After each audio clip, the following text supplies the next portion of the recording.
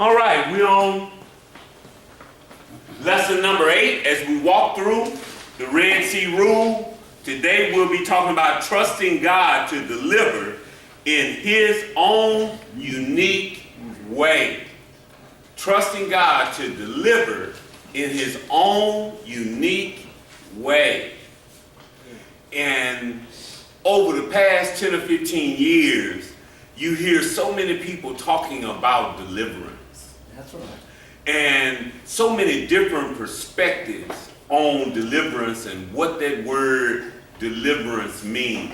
And today I want us to, hopefully we'll leave here understanding God's perspective on deliverance versus our perspective of deliverance, which is different. That's right. I wanted God to deliver me from drugs and alcohol. And I prayed for years that He would deliver me from drugs and alcohol. But my idea of what that deliverance would look like would be that He would just take the taste from my mouth and allow me to go out and live the way I wanted to live. He delivered me and left me in a dependent state. Yeah. And that wasn't what I called deliverance. Because I didn't want to go to no meetings. That's right. I didn't want to have to go to church. Yeah. I didn't want no sponsor. Yeah. I didn't want none of that. That's right. So He delivered me in a way that was different than the way I wanted to be delivered. Wow. And I had to learn that I had to accept His way. Because He wasn't going to change. My. And so I rejected it and said, if that's the way you want to deliver me, Yeah. then I don't even want it. That's right. That's right. And I went back out and got high. Yeah. Because I didn't want that. That's why I got 5 relapses. It wasn't about, y'all hear me, it wasn't about my desire to continue to use. It was about my rejection of God's perspective on the way He wanted to deliver me. Yeah. That's what it was about. It wasn't an overwhelming craving. I just didn't want it that way. That's right. You know, you ever had somebody try to give you something and you didn't like the way that they gave it to you, and you just say, you know what, you can just keep it then. Yeah. And that's the way you want to do it. You can just keep you down there for your sister. Yeah, that's what I done. I done that with God. I said, well, then you know what? You can just keep your little deliverance. Yeah. Yeah. And you know what He said? Okay. Okay. And I went out and suffered and came back. And it's on the 5th time, I said, all right, Lord, I'll take it the way you give it. He said, I knew it. That's right. You see what I'm saying? But I thought I could bully Him into delivering me the way I wanted to be delivered. Or that He would feel so sorry for how pitiful I was that He would change. Yeah. And He wasn't moved. Wasn't moved. Yeah. I learned, my mom used to tell me that. She said, well, I'm not moved by your tears. Yeah. You know, because I would pout, and she was like, you know what, that's not, oh, okay. Okay. What you gonna do is end up with a reason to pout. Yeah. Yeah, you know, all that kind of stuff. That's abuse. Yeah. Maybe that's the way God allowed me to, and maybe y'all. Oh, yeah. And so maybe it's not a desire, and I move on to the lesson, to use. Maybe the reason you keep coming back, Dominique, is a rejection of God's deliverance. Because He's saying, all right, I'm going to deliver you, but these are some things you're going to have to do. And what we call that is learning how to walk in our deliverance. Yeah. See, sometimes you got to walk deliverance out or through. You see what I'm saying? That's right. We just want to be zapped and left alone. That's right. Shook up. Yeah. Yeah. Now you healed. You ain't got to go to no meeting. Yeah. You ain't got to go to church. You ain't got to do nothing. Yeah. You believe that? Thank you. Because ain't nothing in that right there. Yeah. I ain't done nothing to you. You be high before this evening saying, Bussey shuku to me. I'm healed. I ain't been in. Ain't nothing in there. Nope. Man, you supposed to fall over. Yeah. That's right. All that or something. Yeah.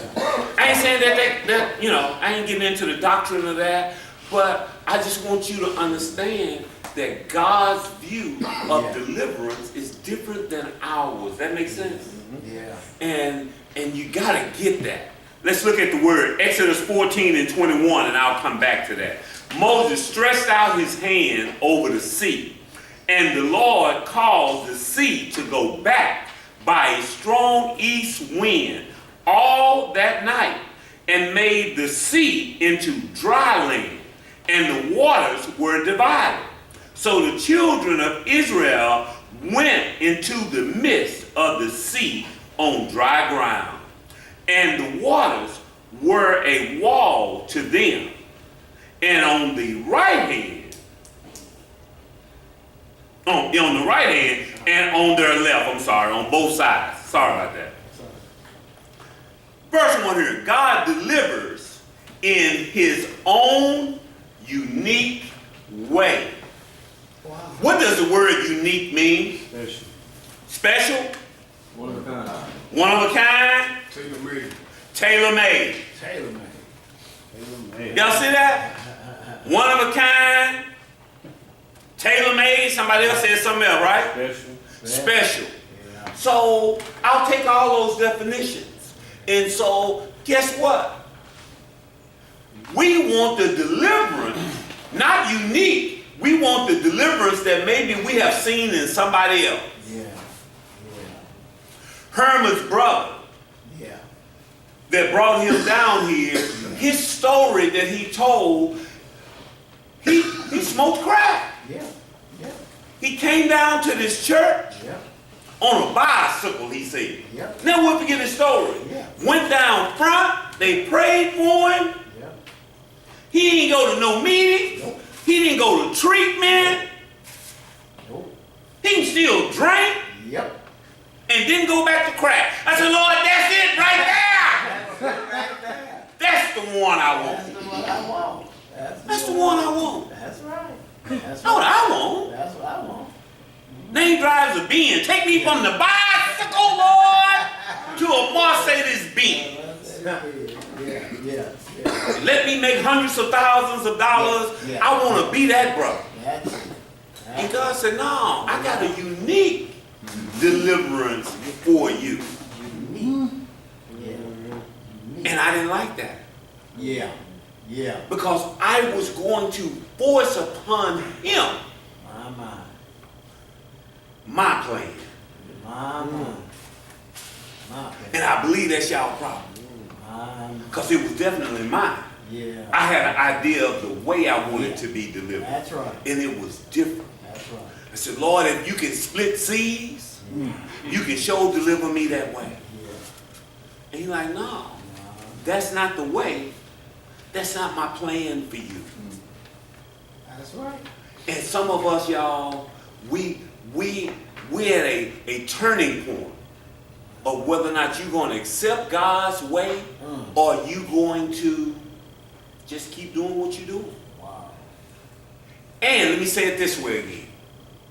I thought when you talk about deliverance, it was classes of deliverance. Okay. Shuka, do nothing. First class deliverance. All right. See what I'm saying? Have to go to some meetings. Oh, that's the basement. Okay. You know, have to go to church and do some things that's second class. Okay. And so it looked like he was trying to give me the lowest form of deliverance. That's what my sick mind told me. And somebody told me, hey, Bussey, are you smoking crack? No. You going to jail? No. You got a house? No. Yeah. You got a car? Yeah. So what you complaining about? Yes, See, I found out that he couldn't trust me with that form of deliverance. Okay. Now that brother I was talking about, who came down here on a bicycle, He's still serving the Lord. Yeah.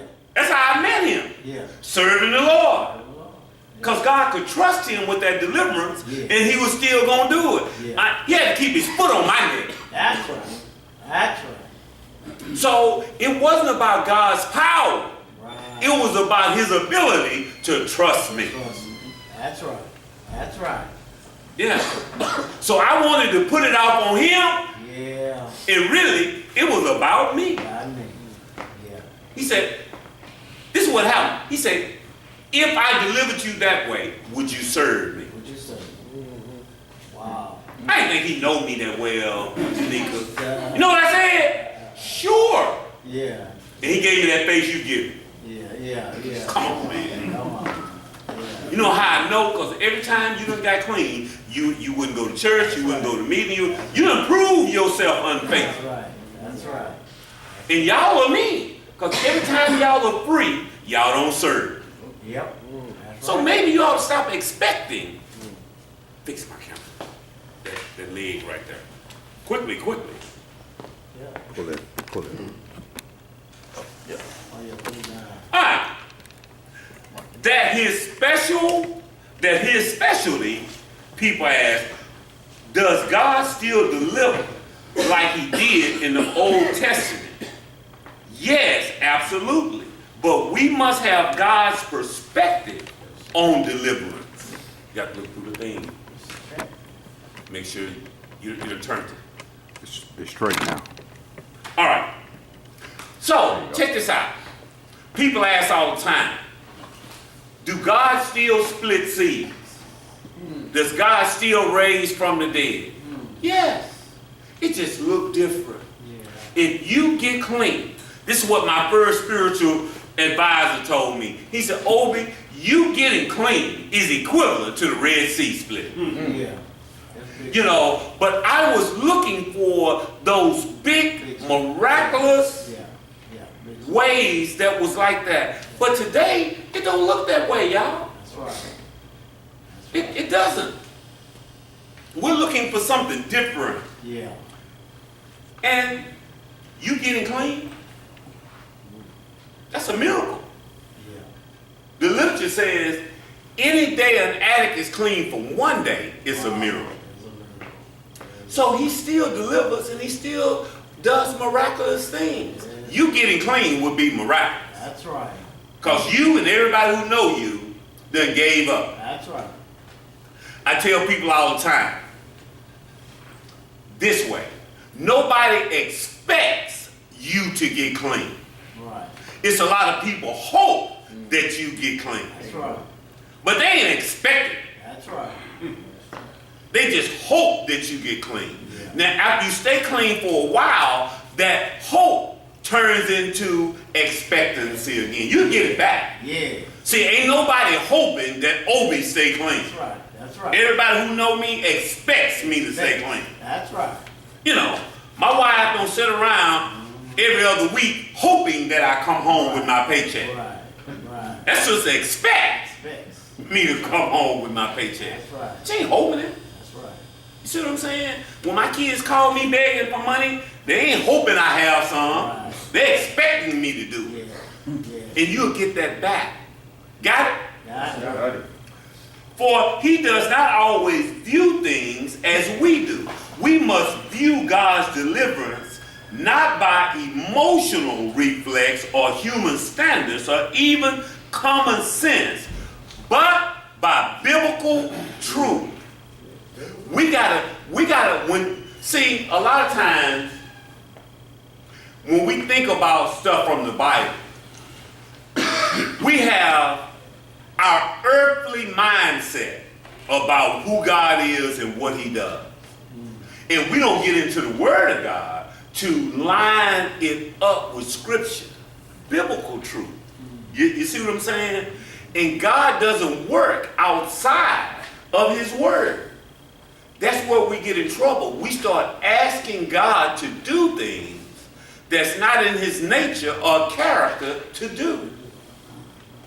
Like I was telling the guys this morning, God never does for man what's man's job to do.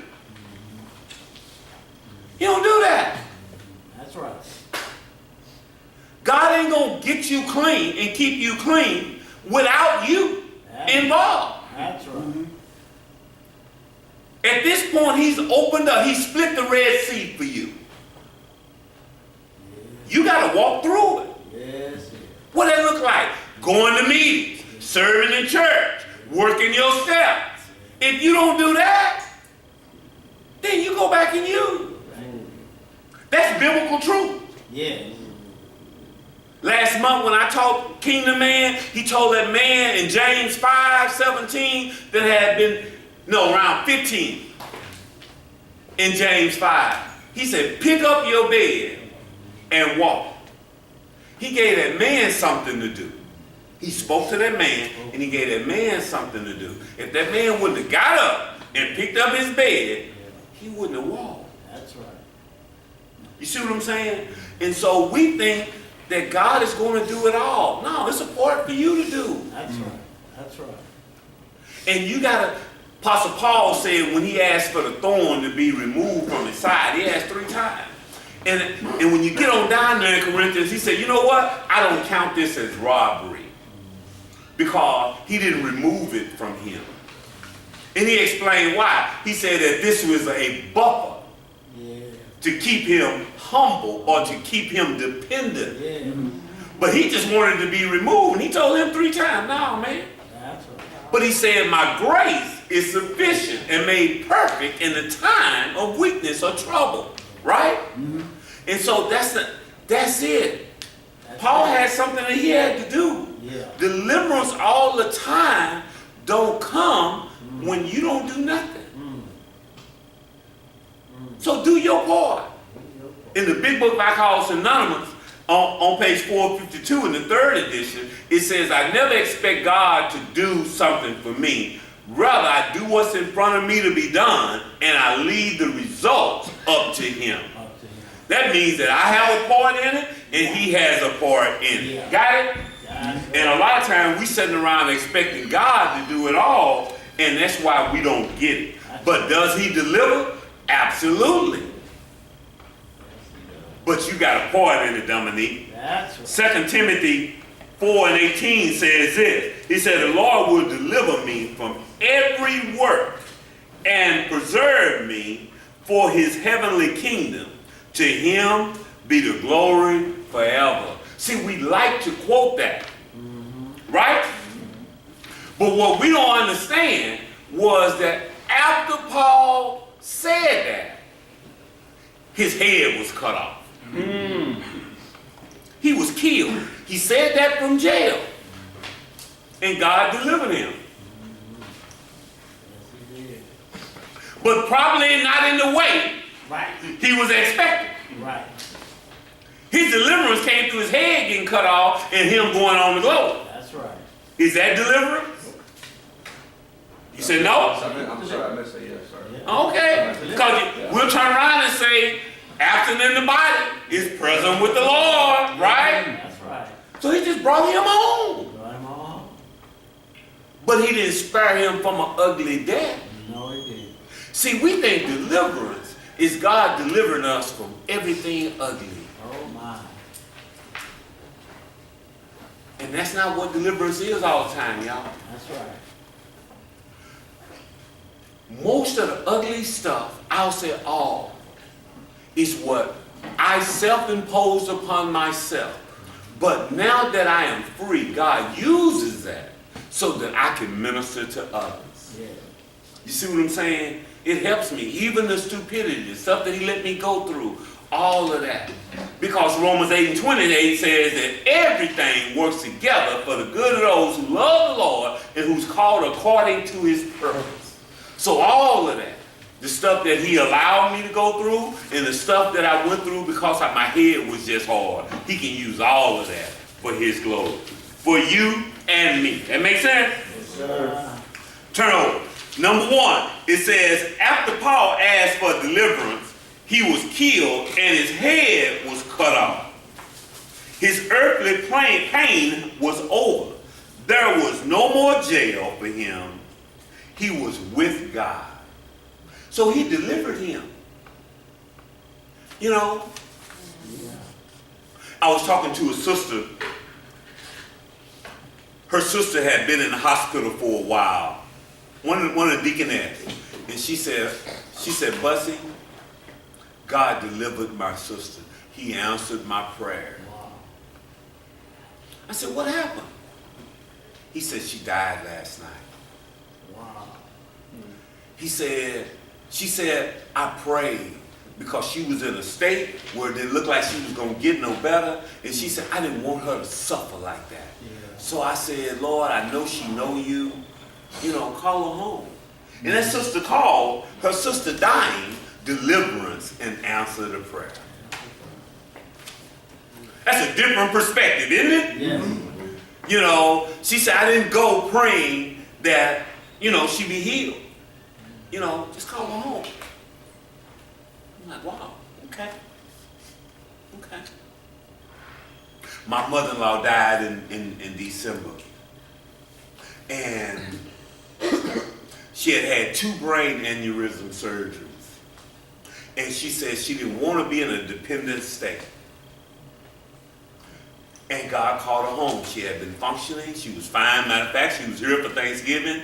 And then a few weeks later, she died. And I was telling my wife, I said, I know this is hard, but maybe God honored her prayer. That if she was going to have to suffer, because if she could have had that brain aneurysm to bust and been in a vegetated state or just been here and been in bad shape. But she was functioning, got to see her kids and was doing all right and just went to sleep and woke up in heaven, as the old people say. That's deliverance too. But not the deliverance that we say. Because we think that deliverance is us getting our perspective on the situation. That makes sense? And so, y'all, let me say it this way.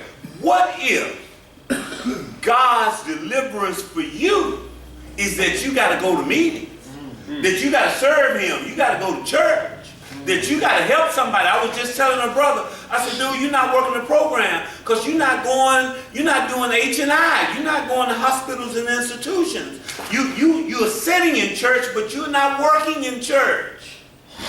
What if his sobriety and deliverance is tied to him doing something? What if God says that you won't be free unless I can use you? What if? What if, Dominique? No. Use your words, and they tell little kids. Make a sentence. Seriously. What if it's tied to that? I would be okay with it. Whoa, I almost cussed.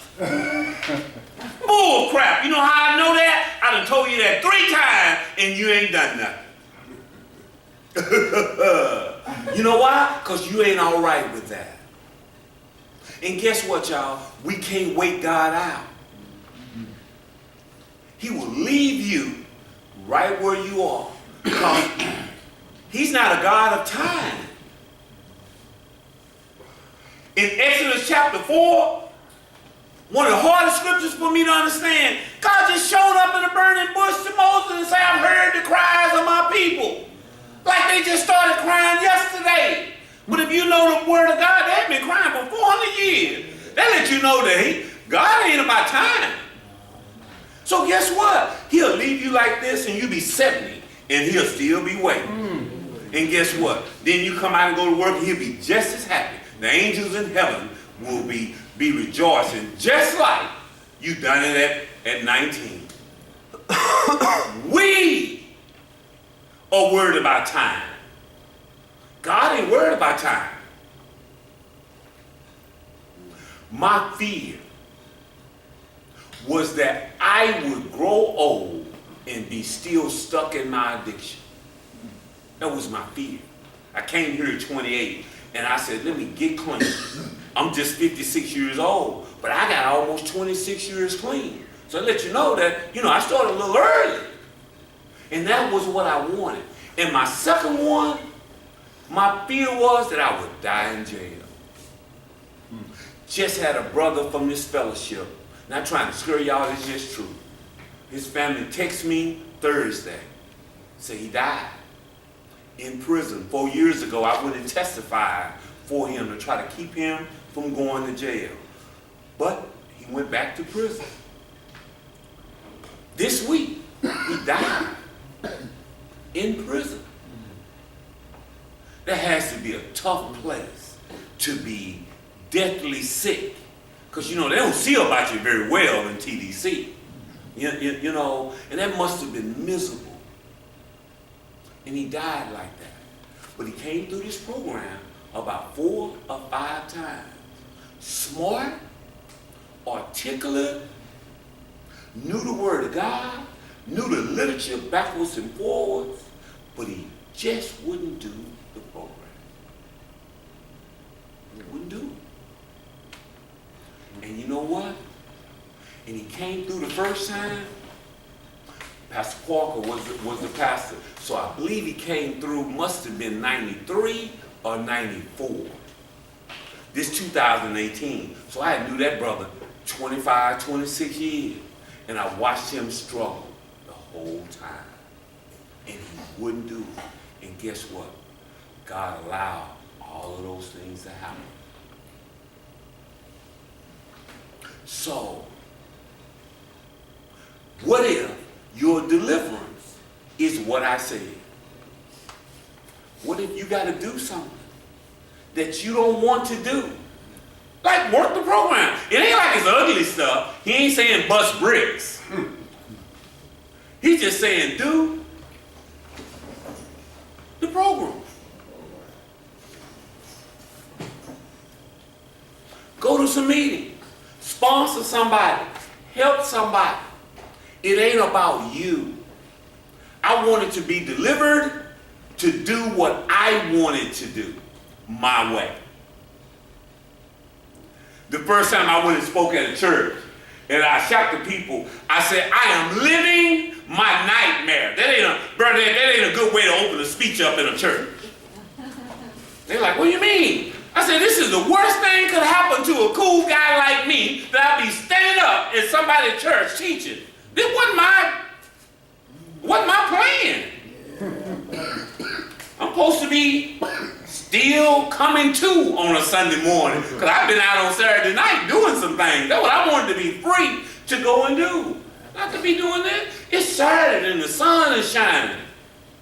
It's some stuff I could be doing. Come on, y'all. It's 12:30. Come on. I got about $4 or $5 in my pocket. Come on now.